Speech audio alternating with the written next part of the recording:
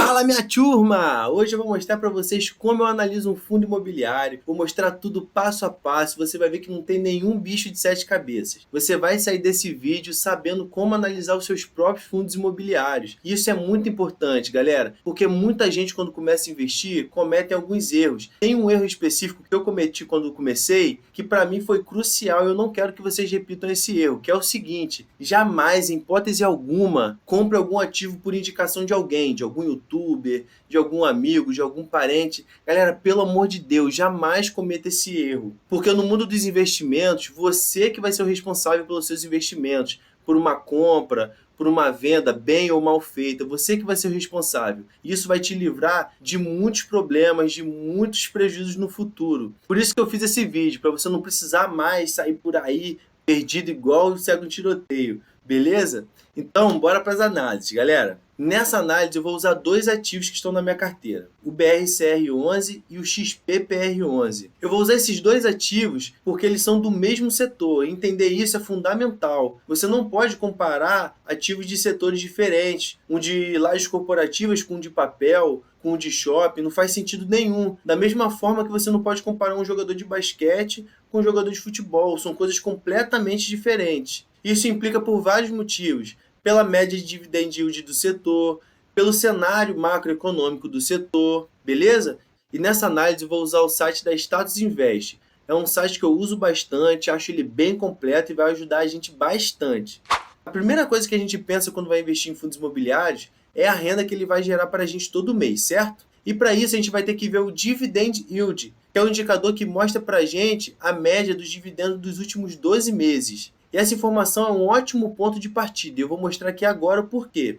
Aqui no BRCR11, a gente está com dividend yield médio de 10,20% nos últimos 12 meses, um ótimo dividendo. Mas aqui no XPPR, a gente está com um excelente dividend yield de 14,87%. Mas agora há pouco eu falei para vocês que a média dos fundos de tijolo era entre 8% e 9%. Aí entra aquela questão: quando a esmola é demais, o santo desconfia. E uma coisa legal de começar sabendo é que quanto maior o retorno, maior o risco. Isso pode parecer uma coisa óbvia, mas quando eu comecei eu não sabia disso. Então quando você vê um dividendo alto nesse aqui no fundo de tijolo, dá uma olhada, não sai comprando de cara não. Vai dar uma olhada no histórico. Vou mostrar aqui o histórico do BRCR para vocês. Aqui no histórico do BRCR, a gente pode ver que ele é um fundo bem constante, ele está sempre distribuindo uma média boa de fundos aqui, ó, 5 e pouco, 6 e pouco, aqui ele deu uma caidinha, mas aqui em 2019 ele teve um pico, ele deu bastante dividendos. E por que acontece esses picos? Podem acontecer por alguns fatores, por exemplo, a venda de um imóvel, e que, como por lei, os fundos imobiliários têm que distribuir 95% de todo o seu lucro dentro de um semestre, acontece de ter uma distribuição maior aqui se ele tiver vendido esse imóvel com bastante lucro. Então, pode ter sido um fator para esse pico aqui. Mas, no geral, você vê que ele é bastante constante. Agora, imagina que esse pico tivesse acontecido aqui em 2022 e você está entrando aqui em 2023, aí vê aquele fundo imobiliário e pensa: caraca, esse fundo é absurdo, né? Que dividendo é esse? Caraca, eu vou comprar. Aí chega no ano seguinte, o dividendo volta ao normal, você pensa: caraca, que porcaria, o que eu fiz da minha vida? Mas por quê? Porque não analisou o histórico do dividendo. Então vou mostrar aqui para vocês o do XPPR também. Vou colocar aqui no máximo, agrupar por ano. E aí, meu amigo, você já vê essa escadinha decrescente aqui, ó. Todo ano um pouquinho menos. Que em 2020, 7,84, 6,18, 4,45. 2019 é porque ele começou mais pro fim de 2019, né? Então não... eu vou passar esse pano aqui para ele.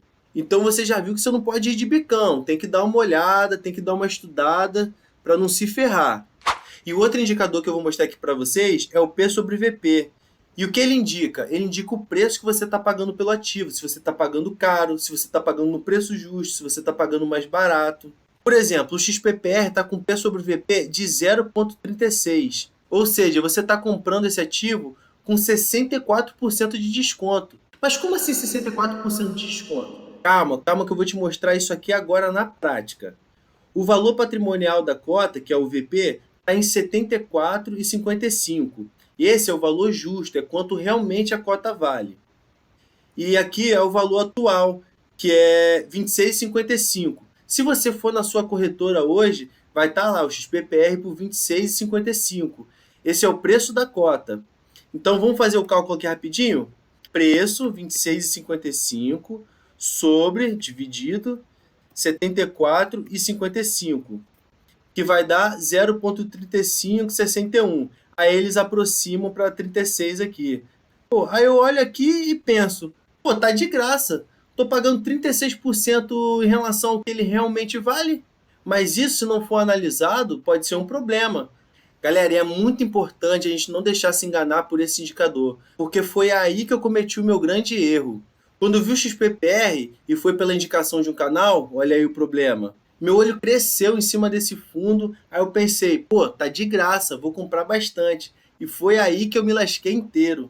Eu não só comprei ele de forma equivocada, como comprei bastante dele, o que deixou a minha carteira totalmente desbalanceada. E o pior, sem saber nada sobre esse fundo. Se eu tivesse estudado sobre ele, tivesse tomado consciência dos riscos, não teria problema nenhum. Montaria uma posição pequena estrategicamente na minha carteira e ficaria tudo certo. Mas quando você compra sem estudar sobre o ativo, o que você faz? Nada. Ou você dá a sorte dele não te prejudicar, ou acontece o que aconteceu comigo. Comprei ele a R$ 43 e hoje ele está R$ 26,55. Acontece. Pessoal, é importante lembrar aqui que isso não é nenhuma indicação de compra e venda de ativos. Não é nada contra os PPR. Foi um erro que eu cometi quando eu estava começando, que eu ouvi a indicação de alguém e comprei sem estudar nada sobre ativo. Eu poderia muito bem ter comprado, mas se eu tivesse algum conhecimento, entendeu? O que eu estou pontuando aqui é exatamente para você não ir por indicação de ninguém, nem para compra, nem para venda.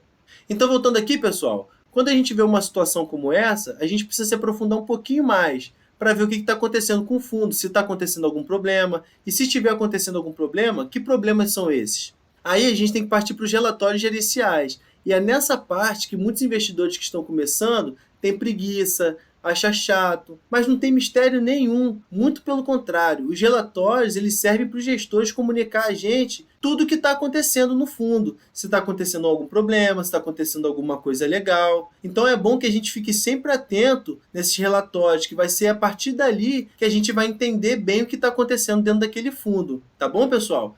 E o terceiro ponto que eu vou mostrar aqui para vocês é a vacância. E o que é a vacância? Vacância é tudo aquilo que está desocupado, que não está alugado. E isso para o fundo de tijolo, que vive de aluguel, é importantíssimo. Porque se ele tem uma vacância alta, significa que ele tem muitos imóveis desocupados. E isso automaticamente gera custos para o fundo. Por exemplo, quando você compra um apartamento, vem com ele também alguns custos. Taxa de condomínio, IPTU.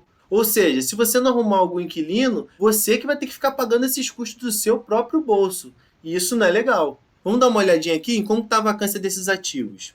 No BRCR11, ele está com uma vacância física de 23,9%. É uma vacância um pouquinho alta, mas ainda está aceitável. Já no XPPR, ele está com uma vacância de 45%, pessoal. É uma vacância muito grande, é quase a metade do portfólio dele inteiro. Então é muito complicado. Então, partindo aqui da vacância, tem uma outra coisa que eu gosto muito de analisar, que é a localização dos ativos. Porque esse é um fator determinante para você saber se um fundo que tem uma vacância muito alta, igual ao XPPR, se ele vai conseguir alugar os seus imóveis rápido. E ele mostra aqui no seu relatório, eu não sei se é para acalmar nosso coração, o que acontece aqui, mas ele tem 2 imóveis em Alphaville e ele tem 3 imóveis na região central. Um na Faria Lima, que é em Pinheiros, outro aqui também em Pinheiros, e um em Vila Madalena. Eles mostram aqui também um gráfico que diz a média da vacância naquela região. Aqui em Alphaville está com uma média de 30,94% de vacância, ou seja, uma vacância muito alta. Enquanto aqui em Faria Lima, que é a região central de São Paulo, está com 5,07% de vacância, ou seja, uma vacância mínima. A localização dos imóveis importa muito, isso é muito importante que a gente veja. E uma coisa que eu queria acrescentar aqui em relação à vacância, à localização, é o cenário macroeconômico do setor de lajes corporativas, que vem atravessando um período muito complicado pós-pandemia. Porque o setor de lajes corporativas vive majoritariamente de aluguel para escritórios. E com esse lance da pandemia, teve muita gente trabalhando home office, né? Hoje tem muita gente trabalhando de forma híbrida, uma parte home office, outra parte nos escritórios. Então, esse setor está tendo uma dificuldade muito grande de retomar as atividades. Então, é uma coisa que vale a pena frisar também. O quarto ponto que eu quero trazer para vocês aqui é sobre diversificação de portfólio. Isso vem complementando um pouco o que eu estava falando sobre vacância, sobre localização. Por exemplo, o BRCR tem 15 imóveis, já o XPPR tem 5 imóveis. Então, qual a importância da diversificação no fundo? Se acontece algum problema em algum desses imóveis aqui do XPPR, ele só vai ter 4 outros imóveis ali para se ancorar. Sei lá, teve algum motivo, teve que fechar um desses imóveis aqui. Então ele vai ter que se ancorar naqueles 4 imóveis que ele tem ali. E ele tem 45% de vacância, né? Já no BRCR 11, ele tem 15 imóveis. Se dá problema em um imóvel, ele tem outros 14 imóveis ali. Então talvez ele não vai sentir tanto, né, o problema daquele determinado imóvel. Essa é a importância fundamental para mim de diversificação. Agora imagina se é um fundo monoimóvel, que só tem um imóvel, e deu um problema no imóvel. Ele não tem nada. Então aí é lasqueira total.